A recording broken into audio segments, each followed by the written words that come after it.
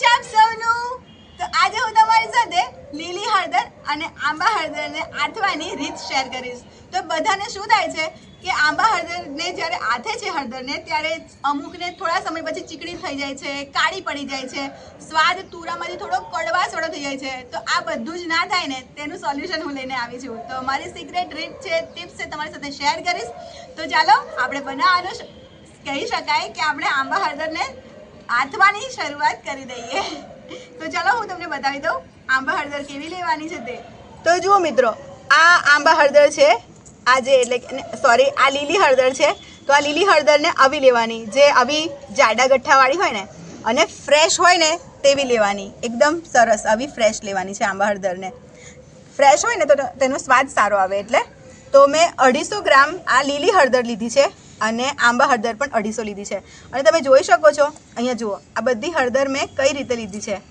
જુઓ, મોટા મોટા આવા પ્રમાણમાં જે હોય ને તેને આપણને કટ કરતાં પણ ફાવે અને આપણને તેનો સ્વાદ પણ પૂરેપૂરો મળી રહે. પેલી પાતળી હોય તેને અડધી કાઢી નાખવી પડે. જો આવી રીતે કિનારીથી કાઢી નાખવી પડે એટલે વ્યવસ્થિત રીતે આથવામાં પ્રોબ્લેમ થાય.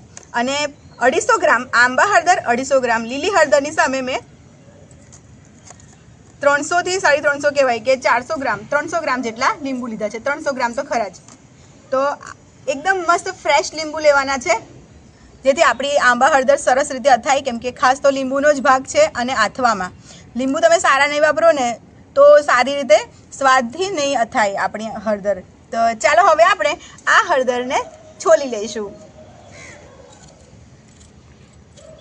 તો મિત્રો, છરીને આપણે આમ એટલે કે ચપ્પુને આપણે આમ ઊભું નહીં ફેરવવાનું, થોડીક ત્રાસું કરીને છોલવાનું, જેથી છોલતા ફાવે. તો જેમને ના ખબર હોય તેમના માટે આ ટિપ્સ છે કઈ રીતે છોલવી. અને આવો ભાગ દેખાય તેને કાઢી નાખવાનો આમ અને છોલી લેવાની છે. તો આંબા હળદર પણ તમને આવી રીતે બતાવી જ દઉં કઈ રીતે છોલવાની છે. જો આમ.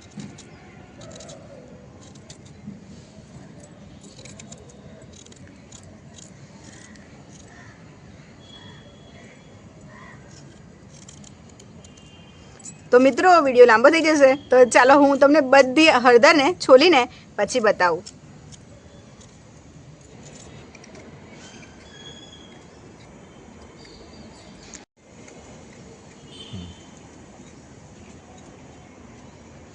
તો જુઓ મિત્રો, બધી હળદર આપણી મેં છોલી લીધી છે. બધી હળદર છોલાઈ ગઈ. હવે આપણે આ હળદરને ધોઈ લેવાની છે. તો હું તમને એકવાર ધોતા બતાવીશ, પછી 3 થી 4 વાર આપણે ધોઈ લઈશું એ અલગથી.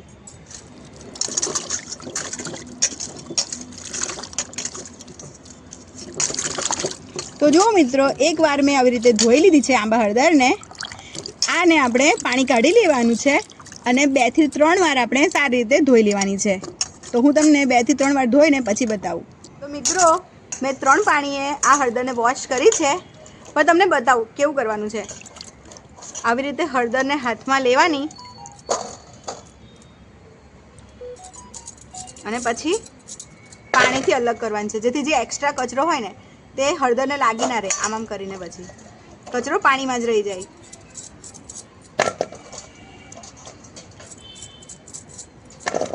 તો ચાલો હું તમને બતાવું કે હળદરને આપણે કેવી રીતે સમારવાની છે. તો આવી રીતે બધા ઊભી પણ ચીરીઓ કરતા હોય, આવી રીતે આમ આવી ઊભી ચીરીઓ કરતા હોય, અને અમુક લોકો આમ ગોળ ગોળ સમારે આવી રીતે. તો તમને જેવી રીતે ફાવે તેવી રીતે તમારે ઊભી ચીરી કાં તો આવી રીતે ગોળ ગોળ સમારીને પછી આથવાની છે હળદરને.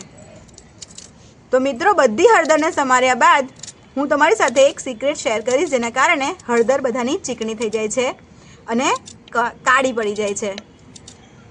તો ચાલો હું બધી હળદરને પહેલાં સમારી લઉં. તો જુઓ મિત્રો, મેં બધી હળદરને સમારી લીધી છે. જો, તમને આવી ગમતી તો આવી અને ગોળ ગમતી તો ગોળ સમારવાની છે. તો હવે હું તમારી સાથે આ સિક્રેટ ટિપ્સ શેર કરું કે અમુક લોકો શું કરે છે કે હળદરને સમાર્યા બાદ ધોવે છે, પણ એવું બિલકુલ કરવાનું નથી. જો તમે હળદરને સમાર્યા બાદ ધોશો તો હળદર પર પાણીનો પહેલો ચીકાશવાળો ભાગ રહી જશે, પાણીનો ભાગ રહી જશે. એટલે કેમ કે આપણે હળદરને ધોઈને પછી સમારી છે, પણ જ્યારે તમે ધોયા બાદ સમારશો તો હળદરમાં પાણીનો ભાગ તો રહી જશે, પણ સાથે સાથે જે હળદરનું ન્યુટ્રિશન્સ છે ને, જેટલા પણ સારા તત્વો છે હળદરમાં, બરાબર, એન્ટીઓક્સિડન્ટથી માંડીને કેટલું છે હળદરનું તો ગણાવી ના શકાય. તો હળદરના બધા ન્યુટ્રિશન્સ પણ પાણીમાં વયા જશે. તો હળદરને આપણે પહેલાં 2-3 પાણીએ ધોઈ લેવાની અને પછી સમારવાની છે, બરાબર છે. આ યાદ રાખવાનું, હળદરને પહેલાં ધોવાની ને પછી સમારવાની.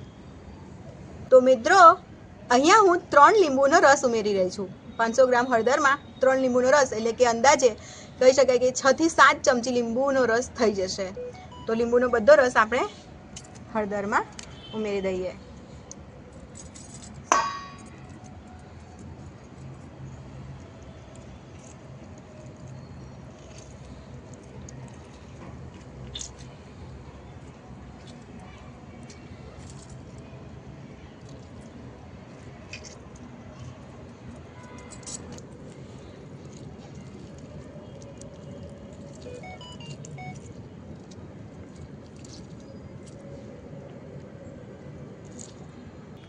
તો જુઓ મિત્રો, મેં 3 લીંબુના રસને ઉમેરી લીધો છે.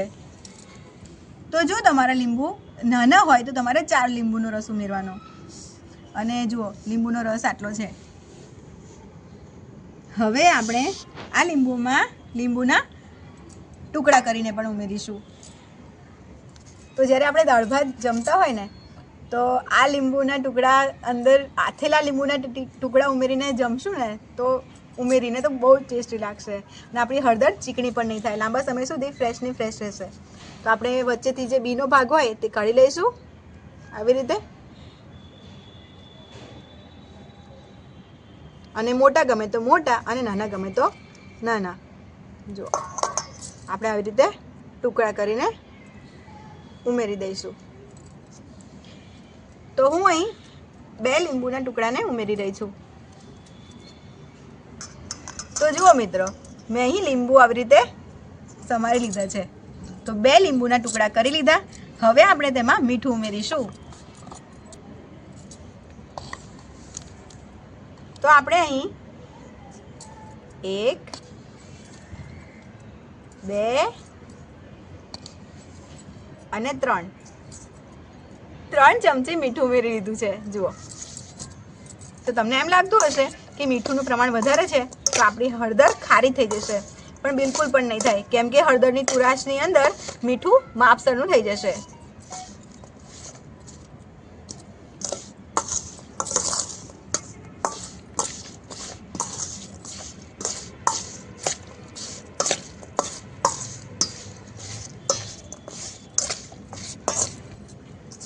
તો મિત્રો જુઓ, અમુક લોકો શું કરતા હોય છે કે આવી રીતે લીંબુ મીઠું બધું ઉમેરી દીધું, પછી શું કરે કે ડિરેક્ટ જ આવી રીતે જારમાં ભરી દે છે.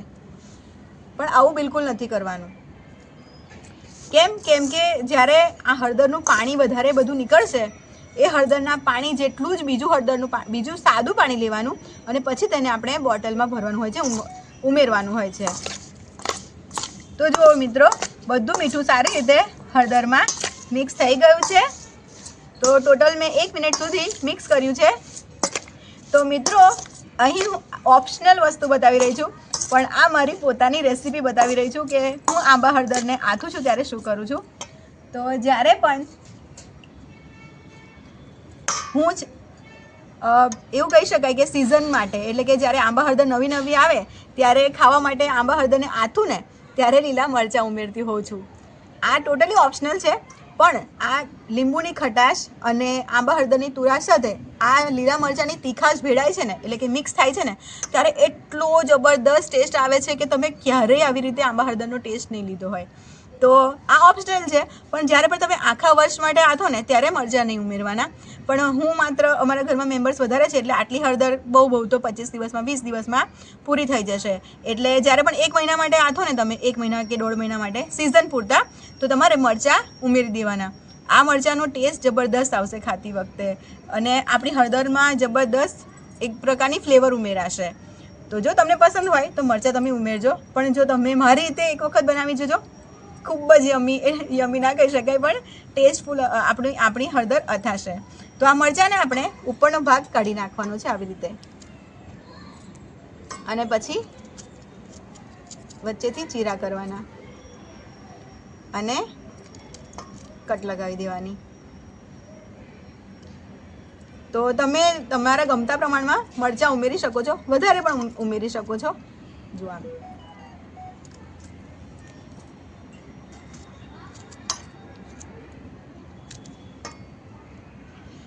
તો અમારા જમાઈસા છે, જેમને મેં આવી રીતે આંબા હળદર આથીને આપી હતી ને, તો એમણે ક્યારે આવી રીતે હળદર નહોતી ખાધી મરચાંવાળી, અને પછી આપી હતી ને તો એમણે દાળ ભાત સાથે આ મરચાંને ખાઈ જોયા ને તો એમને જબરદસ્ત મજા આવી હતી ખાવાની.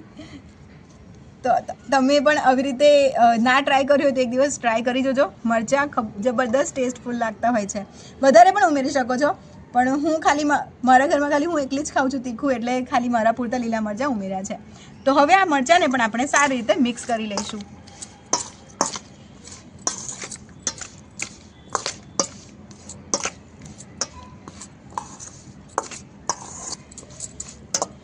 તો હવે આપણે આ હળદરને 1 કલાક સુધી ઢાંકી લેવાનું છે. 1 કલાક પછી આપણે બરણીમાં ભરવાનું છે. તો ભૂલ બધા આ જ કરે છે કે જેમ આ હળદરની અંદર લીંબુ ઉમેરી દીધું અને લીંબુનો રસ ઉમેરી દીધો, હળદર આપણે આવી રીતે આથી દીધી, એટલે બધાને એમ કે હવે ચાલો ફટાફટ ભરી દઈએ. તો ફટાફટ નહીં ભરવાનું, પહેલાં 1 કલાક સુધી હળદરને આવી રીતે મીઠાવાળી કરીને ઢાંકી રાખવાની છે. તો આપણે 1 કલાક ઢાંકી રાખીશું. તો જુઓ મિત્રો, 1 કલાક થઈ ગયો છે અને હળદરમાં પાણી જબરદસ્ત રિલીઝ થઈ ગયું છે. હળદરનું જુઓ કેટલું બધું પાણી આવી ગયું છે ને. તો આવી રીતે મીઠામાં 1 કલાક સુધી આપણે હળદરને ઢાંકી રાખવાની છે. તો આ ભૂલ નથી કરવાની, આ પણ ટિપ્સ તમને મેં આપી દીધી. તો આ બધું આપણે સારી રીતે ફરીથી મિક્સ કરી લઈશું 1 મિનિટ માટે. અને મરચાંનો કલર તમે જોઈ શકો છો, મરચાં આવા પણ આથેલા સરસ લાગે. હા, આ પણ એક ટિપ્સ આપું, જો તમે મરચાં ખાવાના શોખીન હો ને તો મોરા તો તીખા તો તીખા, પણ જ્યારે ખાલી આવા લીંબુવાળા પાણીમાં પણ તમે મરચાંને આથીને ખાશો ને તો પાણીવાળા મરચાંનું અથાણું કહેવાશે, જે 15-20 દિવસ સુધી તમે ફ્રીજ વગર પણ બહાર રાખી શકશો. જબરદસ્ત સ્વાદિષ્ટ લાગશે. જો જોઈતું હોય તમારે એની રેસીપી જોઈતી હોય પ્રોપર, તો મને કહેજો, હું તમારી સાથે શેર કરીશ. તો હવે આપણે મિક્સ કરી લીધું અને હવે આપણે હળદરને ભરી લઈશું.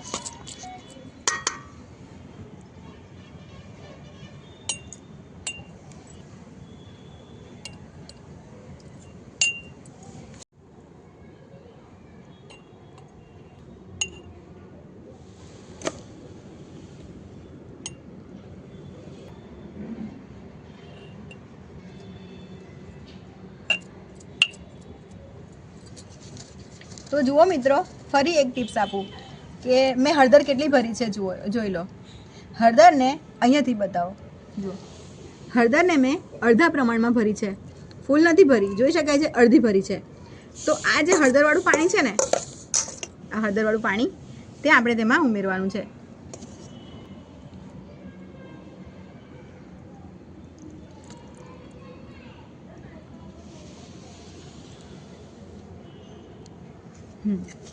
હળદરવાળું પાણી આપણે અડધું થાય ને એટલું ઉમેરવાનું છે.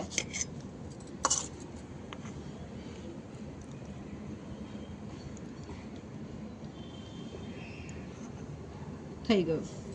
જુઓ, તો અડધું હળદરવાળું પાણી ઉમેરવાનું છે અને બીજું આપણે સાદું પાણી ઉમેરવાનું છે.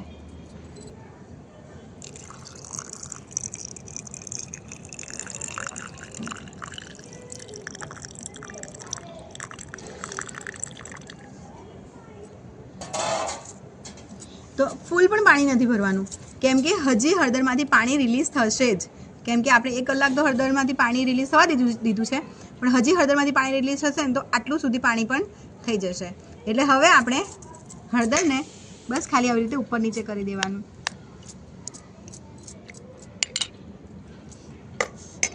અને ઢાંકણ બંધ એર ટાઈટ રાખવાનું. એકદમ ઢાંકણ બંધ ફિટ રાખવાનું છે, એકદમ એરટાઇટ, જેથી હવા ના લાગે. અને તમારી સાથે બીજું પણ હું શેર કરું કે જ્યારે પણ તમે હળદરને આથો ને, તો જો બીજી વખતની હળદરમાં થોડું ઓછું પાણી છે, પહેલી વખતની હળદરમાં વધારે પાણી હતું.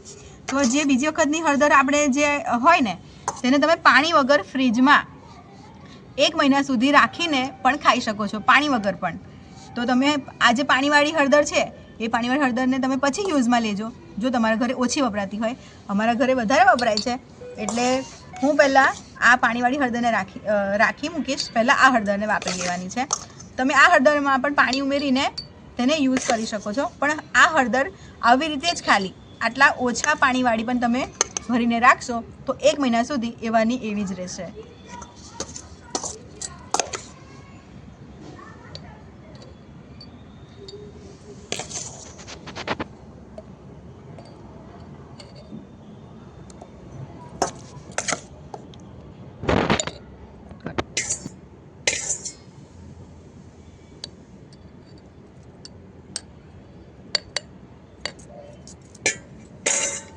તો જુઓ, આપણી હળદર સરસ રીતે અથાઈ ગઈ અને હવે આપણે તેને ભરી પણ લીધી છે. તો જ્યારે પણ વાપરો ત્યારે પહેલાં આ વાપરવાની અને પછી પાણીવાળી વાપરવાની. પાણીમાં હોય તેનું એટલે કે આયુષ્ય વધારે હોય, બગડે નહીં જલ્દી, અને પાણી વગરની જલ્દી બગડી જાય. અને આ હળદર તમે ફ્રીજ વગર પણ બહાર રાખી શકશો, અને આ હળદર ફ્રીજ વગર નહીં રહે, કેમ કે તેમાં પાણીનો ભાગ નથી, લીંબુના રસનો ભાગ નથી. તો ફ્રીજમાં મૂકી રાખીને તમે આ હળદરને 1 મહિના સુધી ફરીથી 1 મહિના સુધી ઉપયોગમાં લઈ શકશો. તો મિત્રો, મેં જે ટિપ્સ આપી છે એ બધી તમે ફોલો કરીને હળદરને આંચશો ને, તો તમારી હળદર ક્યારેય ચીકણી નહીં થાય, એવાની એવી જ રહેશે, અને કાળી પણ નહીં પડે, અને સ્વાદ પણ સારામાં સારો રહેશે. અને જો તમે મરચાં ખાવાના શોખીન હોવ ને, તો ઉમેરજો, જબરદસ્ત લાગશે. તો મિત્રો, તમને મારી આ આંબા હળદર આથવાની રીત કેવી લાગી એ મને કોમેન્ટમાં જરૂરથી કહેજો. અને તમે કઈ રીતે આથો છો તે પણ મને કહેજો, મને પણ કંઈક શીખવા મળે તમારી પાસેથી. અને હા, તમને મારી આ રીત ગમી હોય તો તમારા ફ્રેન્ડ્સ ફેમિલીમાં આ વિડીયોને જરૂરથી શેર કરજો, જેથી તે લોકો પણ આંબા હળદર આથતી વખતે કંઈ ભૂલ કરતા હોય, કાં તો તેમની હળદર પણ સારી ના થતી હોય, તે પણ સારી થઈ જાય. તો મિત્રો, ફરીથી મળીશું એક મસ્ત મજાની આવી જ રેસીપી સાથે. ત્યાં સુધી તમારું ધ્યાન રાખજો, વિડીયોને લાઈક, કોમેન્ટ અને ચેનલને સબસ્ક્રાઈબ કરતા જજો, જેથી આપણે વારે ઘડીએ મળી શકીએ. ફરીથી મળીશું. Love you all.